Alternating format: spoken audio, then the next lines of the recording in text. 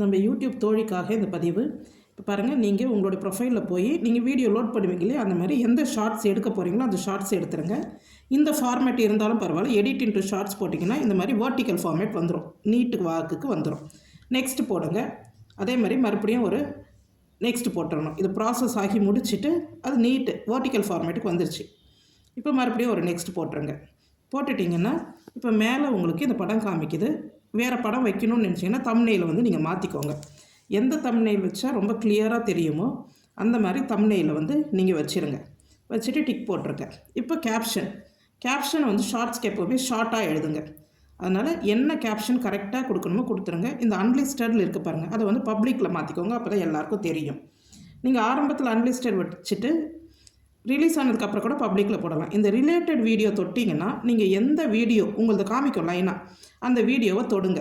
ஷார்ட்ஸ்னால் ஷார்ட்ஸை கூட தொடலாம். ரிலேட்டடில் அதோடைய லிங்க் வந்து அங்கே காமிக்கும். ஆல்டர் கண்டென்ட்டில் நோ போட்டுருங்க, ஏன்னா இது நம்மளுடைய original content. Comments on off அது உங்களுடைய விருப்பம், மோஸ்ட்டாக ஆனில் வச்சுருங்க. இப்போ அப்லோட் போட்டிருங்க ஷார்ட்ஸு. இப்போ அப்லோட் போட்ட உடனே நம்மளுடைய ஷார்ட்ஸ் வந்து லோட் ஆகிடும்.